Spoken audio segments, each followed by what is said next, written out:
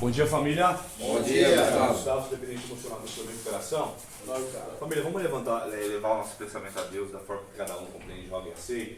Que nesse momento o poder superior ele possa continuar presente, porque eu acredito que ele já está aqui. Amém. E possa nos dar direção, que ele possa falar melhor no coração de vocês, que ele possa me orientar, que não seja eu, mas sim um poder maior que rege esse lugar. E juntos oremos de uma só voz. A oração.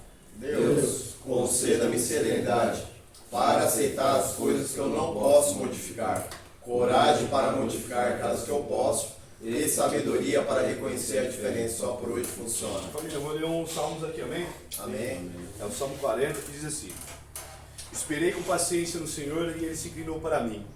Ouviu o meu clamor. Tirou-me de um lago horrível, de um charco de lodo. Pôs os meus pés sobre uma rocha, firmou os meus passos. E pôs um novo cântico na minha boca, um hino ao nosso Deus. Muitos o verão e temerão e confiarão no Senhor. Até aqui, amém, família? Amém, irmão. Legal, amém. Família, sem pragmatismo religioso, tá? Eu acredito que, assim como nós sabemos que a programação ela foi tirada da Bíblia, né? Não é bem explícito isso já. Então, espero que não se sinta aí. Sei que tem as denominadas crenças aí em questão de âmbito religioso, porém é a palavra, né? Família, nós combinamos de falar um pouco do passo 10, né?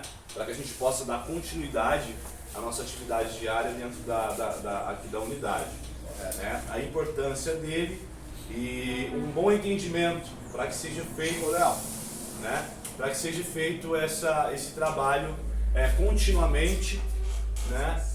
Aqui e no pós-tratamento, né? Porque nós temos que levar esse hábito lá para fora, certo? Eu, Gustavo, eu vejo o passo 10 dele como um diário, e é um diário, né? Tanto é que no enunciado fala assim: continuamos fazendo o inventário pessoal e quando estávamos errados, nós o admitíamos prontamente, certo?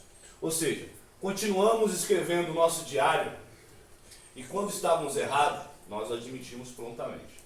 Família, antes de dar continuidade aí nos slides, eu quero passar para vocês a diferença de pensamento e de sentimento, certo? O pensamento é um processo mental, certo? É um processo mental que origina lá do inconsciente. Tendo em vista que toda patologia, toda comorbidade, todo transtorno de personalidade, todo tipo de doença crônica, seja ela a depressão, seja ela a dependência química, seja ela a bipolaridade, seja ela esquizofrenia, enfim, ela tem um tratamento. Porém, nesse tratamento não só ingessa um medicamento, ele tem que ter uma reconstrução cognitiva, né? E essas doenças, antes de serem diagnosticadas, ela já tem toda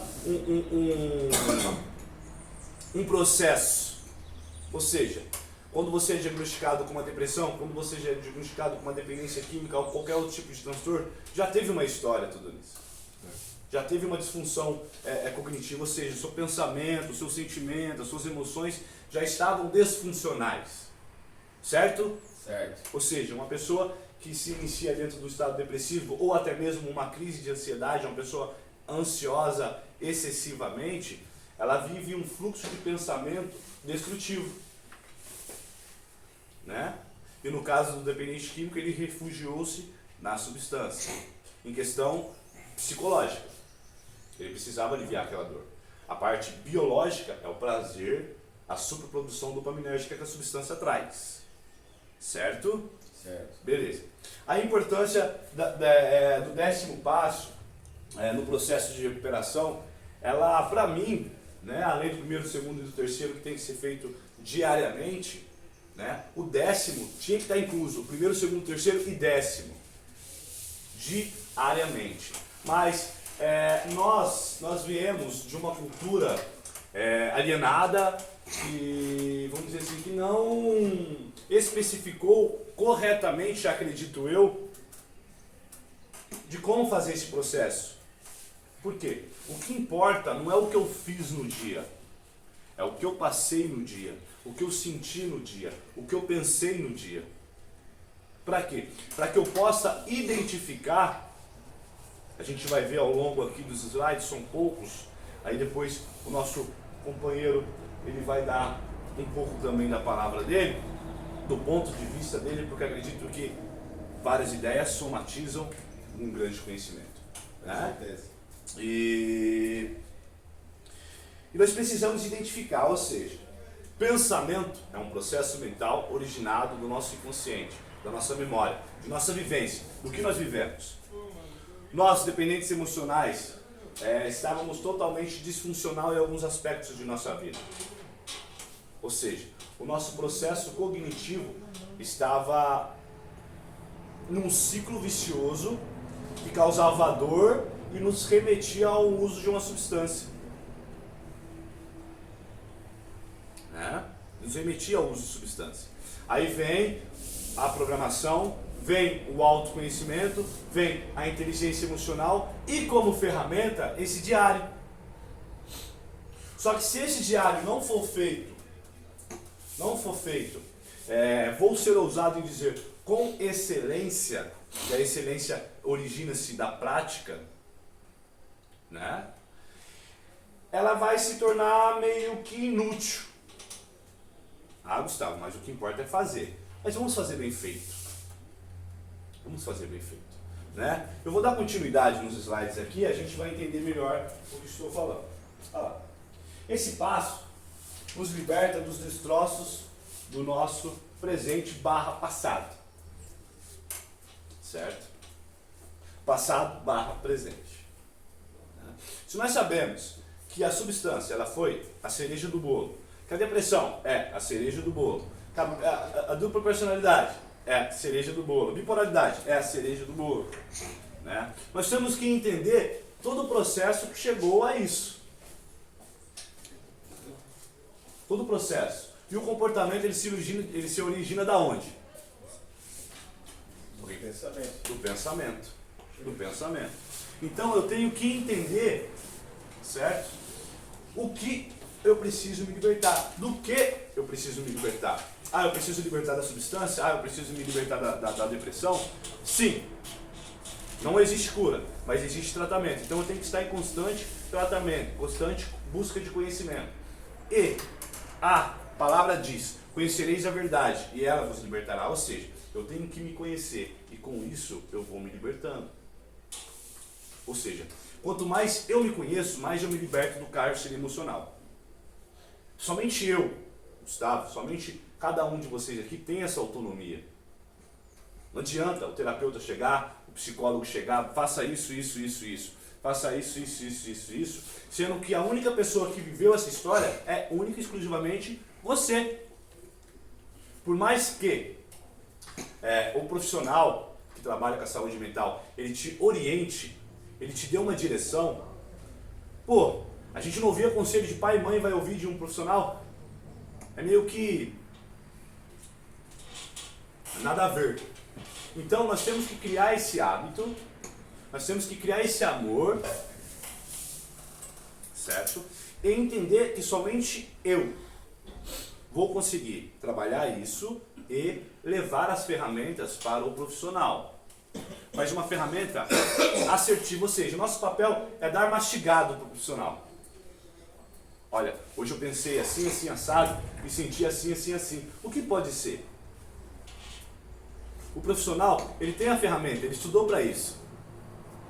Ele pode encontrar algo que esteja, vamos dizer assim, pontos cegos, que nós não conseguimos entender, ou até mesmo não queremos entender. Porque a nossa história, a história de todas as pessoas que têm transtorno, é criar mecanismos de defesa. Uma situação típica, uma vez fui traído, certo? Uma vez fui traído e o que acontece? Eu crio o hábito de não confiar nas pessoas. crio o hábito de não confiar nas pessoas. E eu crio mecanismos de defesa para quê? Para ficar isolado, para ter pouco relacionamento, para não conviver com as pessoas. Por quê? Inconscientemente, eu criei um mecanismo de defesa. Oi? Isso daí não é uma tática do adicto para ele não ficar em desvantagem Na verdade, em relação às outras pessoas, nos relacionamentos? não somente do adicto, Do ser humano, né? do ser humano. Do ser humano. Do ser humano. Uma pessoa que foi abusada, por exemplo. Uma pessoa que foi abusada sexualmente ou abusada psicologicamente, né? Ela vai ter uma grande dificuldade de socialização, Interagir, né? de interação social. É que essa desconfiança é horrível, né? E a pessoa não quer estar vulnerável, estar em desvantagem em relação a outra. Exatamente, porque nós não gostamos de sofrer. Sim. Nós gostamos de sofrer, né? Então nós precisamos trazer essa realidade para o nosso contexto atual para recuperar essa ação. Para recuperar essa ação. Porque assim, se nós não confiarmos na gente, se não tivermos a autoaceitação, se não tivermos o amor próprio, se não tivermos o prazer pela vida, nós não encontraremos a qualidade de vida. Porque sempre estaremos buscando o preenchimento de um vazio existencial com coisas superficiais. Verdade. Ou seja, se eu não me amar, eu vou procurar prazer em fatores externos. E é fato, não é somente o Gustavo, é o ser humano. É o ser humano. É o ser humano. Vamos lá. Olha só, se não continuarmos atentos aos nossos defeitos, eles poderão nos levar a um beco sem saída, no qual não escaparemos limpos. Ou seja, vamos trocar esse defeito aqui pela palavra déficit. Defeito é algo que eu não consigo mudar, certo? Certo. Por exemplo, eu vou lá e compro um vaso de flor.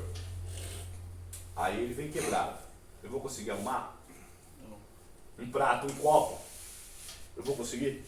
Não vou. Agora, déficit é algo que pode ser aperfeiçoado. Ou seja, se não continuarmos atentos aos nossos déficits, eles poderão nos levar a um beco sem saída, no qual não escaparemos limpo. Um exemplo. Eu sou uma pessoa que desconfia demais das outras pessoas. O problema é a desconfiança das outras pessoas? Não, a sua. É a minha. A sua própria falta de confiança em si. O problema não é o outro. O problema não é o fator externo. O problema está aqui. O déficit está aqui. Ou seja, eu preciso praticar a autoconfiança. Eu preciso praticar a assertividade. Eu preciso praticar o amor próprio. Mas existe um processo. Não adianta eu chegar e falar assim, companheiro, você tem falta de autoconfiança. Isso ajuda sim. Mas ele precisa identificar a recuperação em todos os tipos de transtornos, amados. É o seguinte, é em cima de conscientização. Em cima de conscientização. Durante muito tempo existiu aquele comercial que tinha uma mão e um corte assim, ó, diga não às drogas matam. Isso. Mas a gente ia pra rua, todo mundo usando droga e ninguém morria. Ou a gente não via morrer. Não funcionou. Não funcionou. Hoje é uma pandemia. Mais de 56 milhões de brasileiros sofrem do transtorno de dependência química. E isso em questão de drogas ilícitas. Um quarto da população. Ilícitas. Ilícito. Se colocar Ilícitas. então a lista como Se- o álcool, Álcool, tabaco, medicamento. Aí já era. Aí já era. 90%. Meu irmão, essa é a real pandemia. Mas sabe por que eles não falam? Porque qual que é a indústria que mais cresce no mundo hoje? Farmacêutico. A farmacêutica. A farmacêutica. A farmacêutica. Pega um comprimidinho, suponhamos que é um comprimidinho. Aqui ó, esse comprimidinho vai te tirar a ansiedade. Mas muitos profissionais, existem ótimos profissionais, Mas muitos profissionais não chegam e falam assim, ó, esse comprimidinho, ele vai ser apenas um fragmento do seu tratamento. O seu real tratamento vai ser o quê? A sua reconstrução cognitiva. E esse 10º aqui, ele vai orientar aonde nós precisamos melhorar. Ou seja, o 10º, ele serve para expressar o nosso sentimento mediante as situações do cotidiano. Mediante as situações do cotidiano. Por quê? Quantas vezes na minha vida eu ouvi um não e vou ouvir um não? Muitas. E o não, ele cientificamente, ele é o estopim de um gatilho de encrenca. É o estopim de um gatilho de encrenca. Ou seja, a minha mente nunca vai admitir um não. Mas nós temos que aprender a lidar com o não. E como eu vou aprender a lidar com o não? Sabendo como o meu corpo reage com o não. Aquelas perguntas que eu passei para vocês, as 63, elas vão te dar uma direção de como você se vê, de como você, se você se aceita ou não. E com aquelas perguntas, o que você pretende no futuro, qual é o seu sonho, o que você já realizou, o que você precisa para realizar. Isso já vai fazer um inventário de você. Certo? Hoje. Agora, o seu inventário de quem você era, ou seja, ela nos liberta, olha lá, muito melhor, nos liberta dos destroços do nosso presente, passado e presente. Tudo vai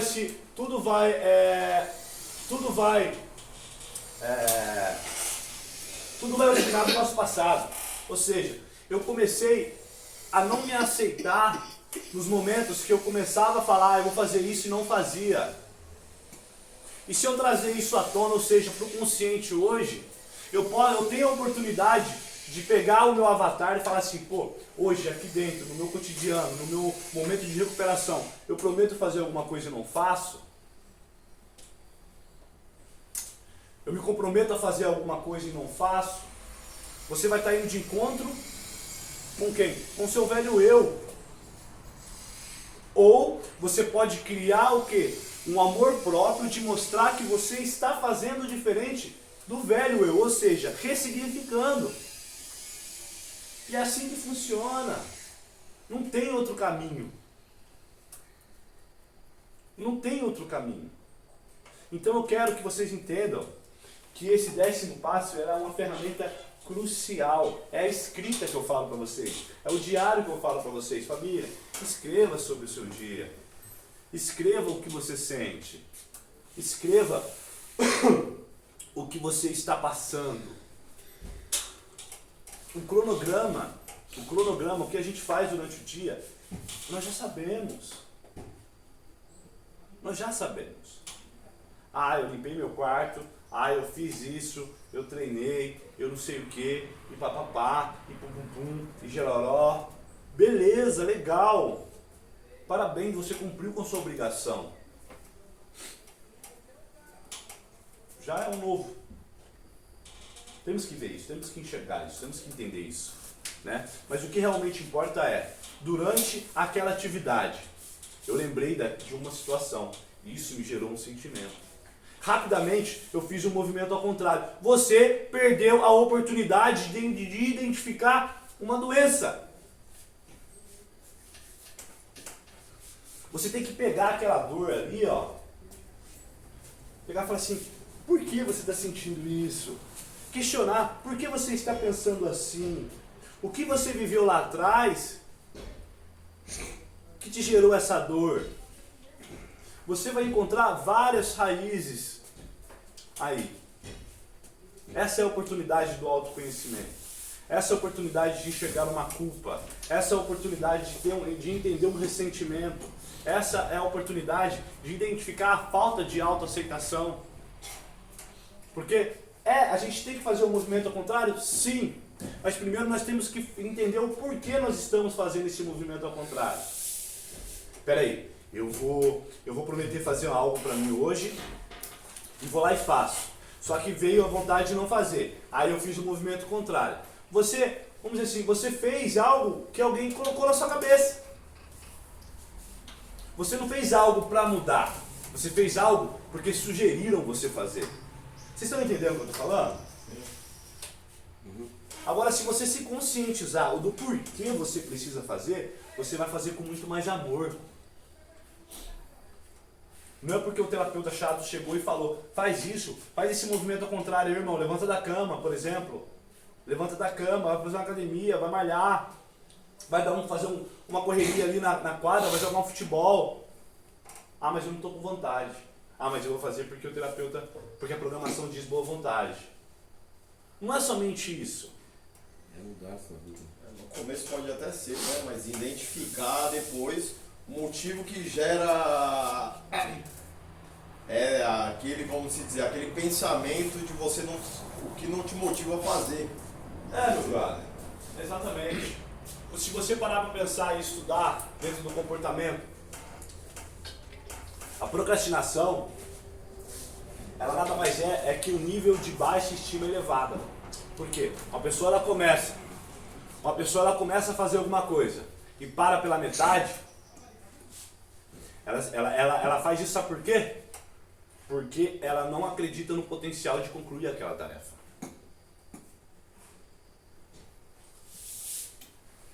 Ah, eu vou fazer um curso. Você começa todo motivado. Pá! Tal. Beleza. Aí chega na metade do curso. Já começa, o professor é chato. Ah, é aquele cara ali aforgado, não vou com a cara dele. Aí pipipipopopó. Aí pipipipopopó. Começa a enxergar fatores externos. Quando na verdade, começam a vir as avaliações, começam a vir os testes, as pessoas começam a querer saber, e aí, tá aprendendo? Será que você vai passar? Começa a vir os confrontos da vida, o estresse. Porque muitos hoje em dia nós temos que trabalhar e fazer um curso. Aí inconscientemente, se você não prestar atenção no seu passado, quantas vezes você começou algo e não parou porque acreditou que não conseguiria chegar até o fim? Quer dizer, o trabalho muitas vezes é assim, a pessoa entra numa pegada e depois vai murchando. Você está entendendo? Olha isso aqui, ó. Da mesma forma, não sentiremos dor se não pudermos evitar aquilo que nos provoca a dor. Tá vendo isso, o mecanismo de defesa? É o confronto, né? Nós não podemos fugir do confronto. Nós não podemos fugir do confronto. O nosso papel é pegar uma crença disfuncional e ressignificar ela, fazer uma nova, pô. E fazer uma nova. Então não adianta lá, ó. Da mesma forma, não sentiremos dor se pudermos evitar aquilo que nos provoca dor. Qual que é mais fácil, irmão? Eu fugir de um pensamento da saudade ou enfrentar a saudade? Então, Fugir, irmão. Fugir é mais É fácil. mais fácil fugir. Que é mais fácil, né? O certo é mais enfrentar. É mais fácil fugir da saudade. é Só que a difícil, saudade... hein? Oxe, irmão. É difícil. Mas tipo assim, mas se nós olharmos a saudade como uma oportunidade de crescimento, quando a gente chegar lá, a gente vai valorizar mais. É o que a gente está passando aqui na clínica, né? É. Longe da mulher, do pai, da mãe. É. Agora, por exemplo, eu tô com saudade, normal, vida, amor, sentimento voltando. Aí eu vou focar e assistir uma televisão. A saudade passou. Agora, se você pega a dor da saudade e usa aquilo como motivação, peraí, mano, eu tô com saudade, eu não preciso passar por isso aqui mais. O que eu preciso fazer? Como é que tá a minha recuperação? O que eu tô fazendo a mais na minha recuperação? Aí eu vou lá e ligo a televisão. Não vou falar um palavrão porque eu tô mudando esse meu vocabulário. Mas, meu! É uma ajuda. Porcaria, meu. Meu! Aí assiste de férias com ex, daqui a pouco chora. Sério, coisa que eu faço. Que oportunidade você aproveitou, meu, de ressignificar a saudade? Aí entra naquele contexto de estatística que saudade você vai lá, dá um abraço e já vai pro celular. Porque você não ressignificou a importância da saudade aqui dentro, irmão. E você perdeu a oportunidade de ler uma literatura para fazer valer a pena o tratamento. Porque é lindo, eu tô com saudade do meu filho, eu tô com saudade da minha família, eu tô com saudade de piriri pororó, parará poruru. Aí chega um terapeuta 1000 graus e fala assim, mas lá fora você não tá valorizando. E não é isso que nós temos que fazer. Nós temos que valorizar realmente. E como, Gustavo? Identificando o que está causando a dor. Não fugindo da dor. E você só vai identificar na escrita. Hoje, eu senti saudade da minha mãe. Hoje eu senti saudade da minha esposa. Hoje eu senti saudade dos meus filhos. Eu lembrei do momento que eu estava assistindo um filme comendo pipoca com eles. Mas hoje eu estou aqui em tratamento. Olha a porta de recuperação que vocês abrem. Que nós abrimos. Porque na hora que você chega aqui, mas hoje eu estou aqui em tratamento, olha a palavra, tratamento. Se você tiver a maturidade, você levanta da onde está e vai fazer um algo a mais na sua recuperação. Sabe quando trabalha a saudade? Falando sobre ela. Eu falo. Vivendo ela. É isso, vivendo ela faz parte de Pega alguém de você. orelhada. Ela faz parte de Pega alguém de você. orelhada e fico falando sobre a saudade que eu tô sentindo. E no final é a mesma coisa, né? Então força pra mim, né? Quem tá aqui, quem causou tudo isso foi eu. Não se menospreze tanto. Não, mas assim, não é menosprezando, é me colocando na realidade também. Com certeza. Entendeu? Olha lá. Vivendo a saudade. Eu passo isso todo dia. Ó, mano, sentimento, ele faz parte da gente. Ele faz parte da gente. Não adianta você